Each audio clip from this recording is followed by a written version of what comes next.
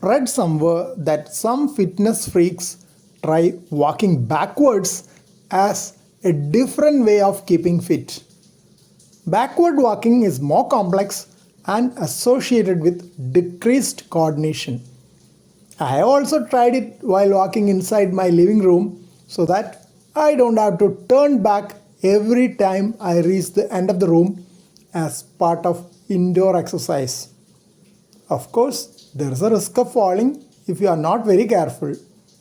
I keep track of the joints on the floor tiles while trying backward walking for fun so that I do not go and hit the wall behind.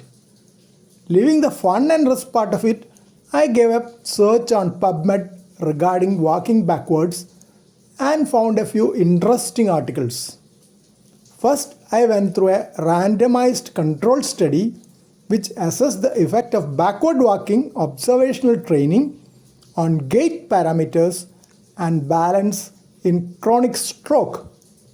Study group had 12 patients on backward walking and action observation training, while 12 in control group had landscape observational training. Study group performed backward walking after watching a video of backward walking, while the control group performed backward walking after watching a video of a landscape.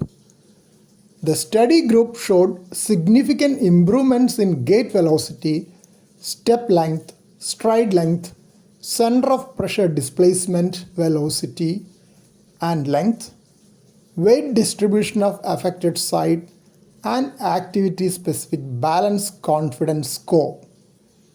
They concluded that backward walking observational training program significantly improved the gait parameters and static and dynamic balance in stroke patients. Another study evaluated the backward walking speed reserve in patients with multiple sclerosis. The 23 participants with multiple sclerosis completed trials at their preferred walking speed and maximal walking speed. They performed walking trials in forward and backward directions. Walking speed reserve was calculated as the difference between preferred and maximal walking speeds.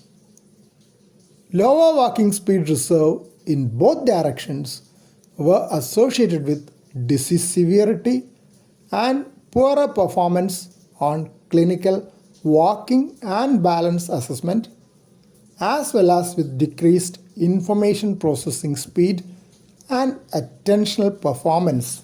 Yet another interesting study evaluated walking backward on treadmill on balance, speed of walking, and cardiopulmonary fitness for patients with stroke.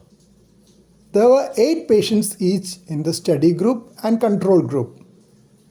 In addition to traditional physical training, experimental group was subjected to additional 30 minutes of walking backwards on a treadmill. This pilot study demonstrated that 30 minutes of walking backwards on a treadmill 3 times a week for 4 weeks increased balance, speed of walking, and cardiopulmonary fitness.